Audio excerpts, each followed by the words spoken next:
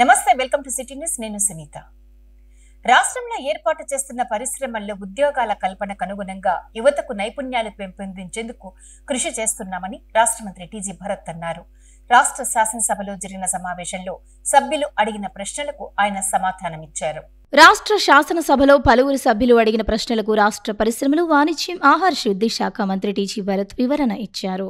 ఈ సందర్భంగా ఆయన మాట్లాడుతూ రాష్ట్రంలోని ఆయా ప్రాంతాల్లో ఏర్పాటు చేస్తున్న పరిశ్రమల్లో యువతకు ఉద్యోగ అవకాశాలు కల్పించేందుకు వీలుగా ఆ పరిశ్రమలకు తగిన విధంగా వారిలో నైపుణ్యాలను మెరుగుపరిచేందుకు అవసరమైన అన్ని చర్యలు తీసుకుంటున్నామని చెప్పారు.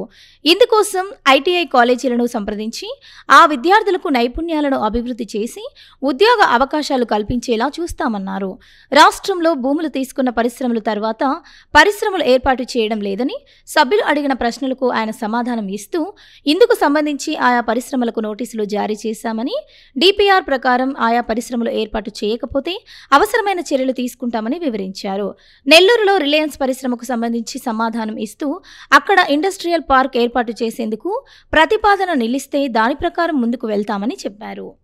ఐటీఐ కంపెనీస్ కానీ లోకల్ కానీ ఆ స్కిల్ సెట్స్ ఇంప్రూవ్ చేసుకొని లోకల్ ఏదైతే ఇండస్ట్రీస్ పెడుతున్నారో వాళ్ళతో మాట్లాడి ఐటీఐ కంపెనీస్, ఐటీఐ స్కూల్ కాలేజెస్తో లింక్ చేసి ఆ స్కిల్స్ ఇంప్రూవ్ చేస్తే ఖచ్చితంగా వాళ్ళు జాబ్స్ ఆపర్చునిటీస్ వచ్చేదానికి అవకాశం ఉంటుంది. ఇదే కాకుండా డిగ్రీ చదివేది కానీ లేకపోతే బిఎస్సీలు కానీ ఇంకా ఇట్లాంటివి ఏమన్నా ఉన్నా లోకల్ ఏదైతే పెద్ద కంపెనీస్ వస్తాయో అట్లా వాళ్ళకి లింక్ చేస్తాము. దాంట్లో ఏమాత్రం సందేశం లేదు. అలాగే ఇది చెప్పారు అధ్యక్ష, ఇండస్ట్రీస్గా వాళ్ళు ల్యాండ్స్ తీసుకుంటున్నారు, వాళ్ళు ఏం స్టార్ట్ చేయటం లేదని చెప్పి అది ఆల్రెడీ క్లారిఫై చేసాం. నోటీసెస్ డిపిఆర్ ప్రకారం చేయకపోతే నోటీసులు ఇచ్చి దాని మీద సీరియస్గా వర్కౌట్ చేస్తున్నాము. ఎన్ని నోటీసులు ఇచ్చినాము, ఏం క్లారిఫికేషన్స్ కావాలో అది కూడా తొందరలో సభ్యులకి ఎన్ని జరిగింది, ఏం కావాలంటే వాళ్ళకి క్లారిఫికేషన్ ఇవ్వాలంటే డీటెయిల్గా ఇస్తాం. అలాగే రిలయన్స్ది సభ్యులు అడిగారు, రిలయన్స్ది నెల్లూరులోది, అది కూడా ఇండస్ట్రియల్ పార్క్గా కన్వర్ట్ చేయాలనే ఆలోచన ఉంది. వాళ్ళు ప్లాన్ పెట్టాలనుకున్నారు. వేరియస్ ఇష్యూస్ జరిగింది, వాళ్ళు చెప్పినట్లు ఈడీ ప్రాబ్లమ్స్ అవన్నీ జరిగినాయి. బట్ ఇండస్ట్రియల్ పార్క్, ఎందుకంటే ఇప్పుడు ఇండస్ట్రియల్ పార్క్స్ డెవలప్ చేస్తున్నాయి, ఇండస్ట్రియల్ అట్రాక్షన్ ఉంది కాబట్టి వచ్చేదానికి ఆంధ్రప్రదేశ్కి అది కూడా ఇండస్ట్రియల్ పార్క్ గా వాళ్ళు ప్రపోజల్ ఇస్తే అది కానీ క్లియర్ చేస్తే అక్కడ కూడా ఇండస్ట్రీస్ వచ్చేదానికి అవకాశం ఉంది. మాజీ ఎమ్మెల్యే బైరెడ్డి రాజశేఖర్ రెడ్డి ఇలాంటి పుట్టినరోజు వేడుకలను మరెన్నో జరుపుకోవాలని 46వ వార్డుకు చెందిన బీజేపీ నాయకుడు వేముల శ్రీధర్ అన్నారు. మాజీ ఎమ్మెల్యే బైరెడ్డి రాజశేఖర్ రెడ్డి పుట్టినరోజు సందర్భంగా మహిళలకు చీరలను పంపిణీ చేశారు. మాజీ ఎమ్మెల్యే బైరెడ్డి రాజశేఖర్ రెడ్డి పుట్టినరోజును పురస్కరించుకుని నగరంలోని 46వ వార్డు పరిధిలోని నరసింహారెడ్డి నగర్లో ఆయన అభిమాని శ్రీధర్ ఆధ్వర్యంలో మహిళలకు చీరలను పంపిణీ చేశారు. మాజీ ఎమ్మెల్యే బైరెడ్డి రాజశేఖర్ రెడ్డి పుట్టినరోజు సందర్భంగా ప్రత్యేకంగా ఏర్పాటు చేసిన కేక్ కట్ చేసి ఆయనకు శుభాకాంక్షలు తెలిపారు. ఈ సందర్భంగా 500 మంది పేద మహిళలకు చీరలను పంపిణీ చేశారు. అనంతరం శ్రీధర్ మాట్లాడుతూ తనకు రాజకీయ గురువు అయిన బైరెడ్డి రాజశేఖర్ రెడ్డి ఇలాంటి పుట్టినరోజు వేడుకలను మరెన్నో జరుపుకోవాలని ఆకాంక్షించారు. నిరంతరం రాయలసీమ అభివృద్ధి కోసం, రాయలసీమ సమస్యల పరిష్కారం కోసం ఆయన తన రాజకీయ జీవితాన్ని అంకితం చేశారని కొనియాడారు. ఎమ్మెల్యేగా నందికొట్కూరు నియోజకవర్గంను అన్ని విధాలా అభివృద్ధి చేసి చూపించారని చెప్పారు. మాజీ ఎమ్మెల్యే బైరెడ్డి రాజశేఖర్ రెడ్డి ఇలాంటి పుట్టినరోజు వేడుకలను మరెన్నో జరుపుకోవాలని వారు ఆకాంక్షించారు. సెప్టెంబర్ 19 అనగా మనకు మొత్తుకొచ్చేది బైరెడ్డి రాజశేఖర రెడ్డి గారి పుట్టినరోజు. రాయలసీమ ముద్దు బిడ్డ, రాయలసీమ కోసం ఎంతో శ్రమపడి తన రాజకీయాన్ని అంతా రాయలసీమ కోసం దారబోసిన మా గురువు గారు, నా గాడ్ ఫాదరు, నాకు సర్వస్వమైన బైరెడ్డి రాజశేఖర రెడ్డి గారికి మొదట పుట్టినరోజు శుభాకాంక్షలు తెలుపుతున్నాను. మా బైరెడ్డి గారి పుట్టినరోజు సందర్భంగా ఈరోజు నరసింహారెడ్డి నగర్ 46వ వార్డు నందు ఉచితంగా దాదాపు 500 మందికి చీరల పంపకం జరుగుతుంది. మా 46వ వార్డులో ఇంతకుముందుకు నేను బీజేపీ తరఫున పోటీ చేశాను. ఆ ఉద్దేశంతో మా వార్డులో మా గురువు గారి బర్త్డే సందర్భంగా చీరల పంపకం జరుగుతున్నది. ఇంకా ఈరోజు ఇంకా మరెన్నో పుట్టినరోజులు జరుపుకోవాలని కోరుకుంటూ హ్యాపీ బర్త్డే బైరెడ్డి అన్న. అక్టోబర్ 3వ తేదీ నగరంలోని శంకల్పాగ్ వద్ద ఉన్న దుర్గా ఘాట్ వద్ద జరగనున్న దుర్గా మాత విగ్రహాల నిమజ్జనం కార్యక్రమానికి అవసరమైన అన్ని ఏర్పాట్లు చేయాలని మున్సిపల్ కమిషనర్ విశ్వనాథ్ ఆదేశించారు. ఈ మేరకు దుర్గా ఘాట్ వద్ద జరుగుతున్న పనులను ఆయన పరిశీలించారు.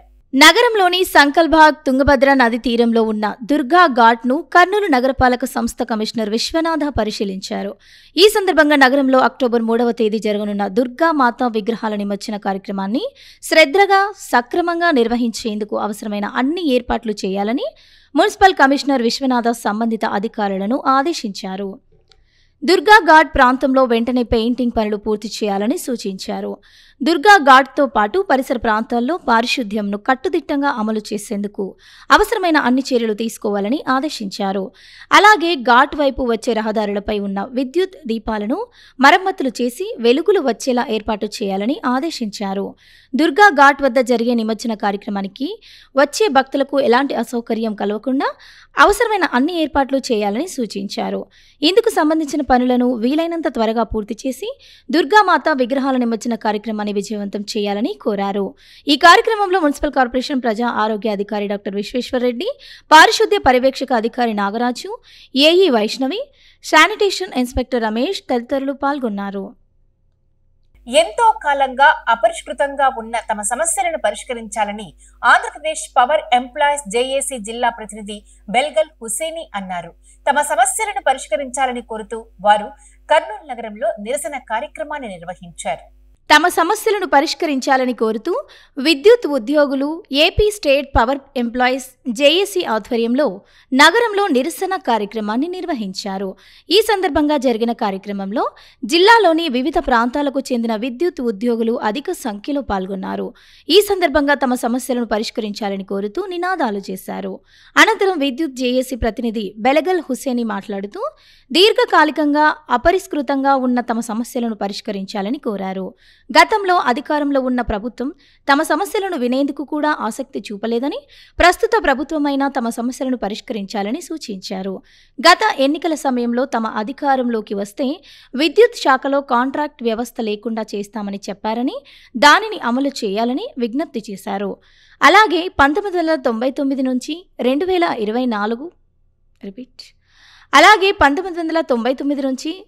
2004 వరకు ఉన్న ఈపీఎఫ్, జీపీఎఫ్లను విడుదల చేయాలని కోరారు. విద్యుత్ శాఖలో ఉన్న కాంట్రాక్టు కార్మికులను రెగ్యులరైజ్ చేసి వారికి సమాన పనికి సమాన వేతనాలు ఇవ్వాలని కోరారు. అలాగే విద్యుత్ శాఖలో ఉన్న జూనియర్ లైన్మెన్ గ్రేడ్ 2లను రెగ్యులర్ చేయాలని కోరారు. ఎక్కడ ప్రకృతి వైపరీత్యాలు వచ్చినా తాము ముందుండి విద్యుత్ వ్యవస్థను సరిదిద్దుతున్నామని, తమ సేవలను గుర్తించి ప్రభుత్వం తన సమస్యలను పరిష్కరించాలని వారు విజ్ఞప్తి చేశారు. గత ప్రభుత్వం ఉద్యోగుల సమస్యలు వినడానికి కూడా మరి మాతో మాట్లాడడానికి కూడా ఇష్టపడలేదు. మరి ఉద్యోగుల సమస్యలు పరిష్కరించకపోతే ప్రభుత్వాలను మార్చిన చరిత్ర రాష్ట్ర ప్రభుత్వ ఉద్యోగులకు ఉంది. మరి ఈరోజు రాష్ట్ర ప్రభుత్వం కానీ విద్యుత్ మేనేజ్మెంట్ కానీ మా సమస్యలు న్యాయమైన సమస్యలు మరి దశల వారీగా అనేక సార్లు మేనేజ్మెంట్కి ఒక మెమోరాండం సమర్పించడం జరిగినది విద్యుత్ చేసి రాష్ట్ర కమిటీ. ఖచ్చితంగా ఈ సమస్యలు పరిష్కరించదగినవే. ఎందుకంటే రాష్ట్ర ప్రభుత్వంతో మా సంస్థ అనుసంధానంగా ఉంటుంది. కానీ మరి సమస్యలు రాష్ట్ర ప్రభుత్వ ఉద్యోగుల సమస్యలు వేరు, మా సమస్యలు వేరు. ఎందుకంటే మీకు అందరికీ తెలుసు, మరి విద్యుత్ అనేది మరి రెగ్యులర్ ఉపయోగించే దాంట్లో ఒకటిగా మిగిలింది. మరి అట్లాంటి పనిచేసే విద్యుత్ సంస్థల్లో పనిచేస్తున్న ఉద్యోగుల సమస్యలు చాలా కాలం నుంచి పెండింగ్ లో ఉన్నాయి. కాబట్టి మేము పరిష్కరించమని దశల వారి ఆందోళన కార్యక్రమం చేపట్టడం జరిగింది. మరి మేనేజ్మెంట్ వారికి విన్నవించేది ఏమంటే, మీ ద్వారా మీడియా ద్వారా విన్నవించేది ఏమంటే, ప్రభుత్వ పెద్దలు ఎవరైతే ఉన్నారో పాదయాత్రల సందర్భంగా ఈ రాష్ట్ర ప్రభుత్వం, మా ప్రభుత్వం వచ్చిన తర్వాత ఖచ్చితంగా కాంట్రాక్ట్ వ్యవస్థ లేకుండా చేస్తామని మీరు చెప్పిన మాటలను మాత్రమే గుర్తు చేస్తున్నాం. ఎందుకంటే 27,000 మంది కాంట్రాక్ట్ కార్మికులు ఈరోజు విద్యుత్ సంస్థల కోసం పనిచేస్తూ ఉన్నారు. వాళ్ళని రెగ్యులర్ చేయమని చెప్తున్నాం. మేము కాదు, అత్యున్నత న్యాయస్థానం సుప్రీంకోర్టు చెప్పింది దశల వారీగా వాళ్ళని రెగ్యులర్ చేసి సమాన పనికి సమాన వేతనం ఇవ్వమని అత్యున్నత న్యాయస్థానం చెప్పిన దాన్నే ఈ సందర్భంగా మేము గుర్తు చేశాం. వరకు కలెక్టర్ గారికి ర్యాలీగా వెళ్లి ఒక వినతి పత్రం సమర్పించడం ద్వారా మా సమస్యల్ని కలెక్టర్ ద్వారా కూడా ప్రభుత్వానికి నివేదించే విధంగా ఆ కార్యక్రమం చేపట్టాం. ర్యాలీ తర్వాత కూడా మీరు స్పందించకపోతే ఇండెఫినెట్ స్ట్రైక్ వెళ్ళడానికి సిద్ధంగా ఉంది జేఏసీ అని తెలుపుతూ ఈ సందర్భంగా మా సమస్యల పరిస్థితి కోరుతా ఉన్నాం. న్యూడ్ వీడియో కాల్స్ తో ఆకర్షించి 3,75,00,000 రూపాయలను ఆన్లైన్ మోసం ద్వారా కాజేసిన ముగ్గురిని అరెస్టు చేసి వారి నుండి 41 లక్షల రూపాయలు విలువగల వస్తువులను స్వాధీనం చేసుకున్నట్లు 2వ పట్టణ సిఐ నాగరాజరావు తెలియజేశారు. ఈ మేరకు నగరంలోని పోలీస్ స్టేషన్ లో జరిగిన విలేకరుల సమావేశంలో ఇందుకు సంబంధించిన వివరాలను వారు వెల్లడించారు. సమాజంలో జరుగుతున్న ఆన్లైన్ మోసాలపై పోలీస్ శాఖ ఎంత అవేర్నెస్ తీసుకువస్తున్నా మోసపోయే వారి సంఖ్య మాత్రం తగ్గడం లేదు. ఆన్లైన్ మాయాజాలంలో ఏకంగా 3,75,00,000 రూపాయలను పోగొట్టుకున్న సంఘటన నగరంలో జరిగింది. ఇందుకు సంబంధించిన వివరాలను 2వ పట్టణ సిఐ నాగరాజరావు మీడియాకు వెల్లడించారు. నగరానికి చెందిన శ్రావణ్ అనే వ్యక్తికి తెలంగాణ రాష్ట్రంలోని నాగర్ కర్నూలుకు చెందిన మహిళ తరచూ న్యూడ్ కాల్స్ తో మాట్లాడుతూ వచ్చింది. ఈ క్రమంలోనే తమ వారికి బాగోలేదని, తమకు 4 ఎకరాల పొలం ఉందని, దానిని కొనుగోలు చేసి డబ్బు పంపాలని శ్రావణ్ను కోరింది. ఈ నేపథ్యంలో శ్రావణ్ ఆ మహిళకు 3,75,00,000 రూపాయలకు ఆన్లైన్ ద్వారా ట్రాన్స్ఫర్ చేశారు. అనంతరం భూమి గురించి అడగ్గా ఆమె సమాధానం దాటవేయడంతో శ్రావణ్ పోలీసులను ఆశ్రయించారు. ఇందుకు సంబంధించి కేసు నమోదు చేసుకున్న 2వ పట్టణ పోలీసులు సంఘటనపై విచారణ జరిపి నాగర్ కర్నూలుకు చెందిన మల్లేష్ అనే వ్యక్తి తన భార్య ప్రియురాలతో శ్రావణ్కు తరచూ న్యూడ్ కాల్స్ చేయిస్తూ ఇలా ఆన్లైన్లో మోసానికి పాల్పడినట్టు నిర్ధారించినట్లు తెలిపారు. ఇందుకు సంబంధించి మల్లేష్తో పాటు అతని భార్య ప్రియురాలిని అదుపులోకి తీసుకుని వారి వద్ద నుంచి 41 లక్షల రూపాయలను విలువగల కార్లు, మోటార్ సైకిళ్లు, బంగారు, ల్యాప్టాప్, సెల్ ఫోన్లను స్వాధీనం చేసుకున్నట్లు వెల్లడించారు. ఈ కేసు సమర్థవంతంగా ఛేదించిన 2వ పట్టణ ఎస్ఐ మల్లికార్జున పోలీస్ సిబ్బందిని ఆయన అభినందించారు. ప్రజలు ఇప్పటికైనా ఆన్లైన్ మోసాల పట్ల అప్రమత్తంగా ఉండాలని ఆయన సూచించారు. నమస్తే అండి, నా పేరు నాగరాజరావు. నేను కర్నూలు టూటౌన్ చేయగా పనిచేస్తున్నాను. మాకు ఒక ఆన్లైన్ కంప్లైంట్ రావడం జరిగింది.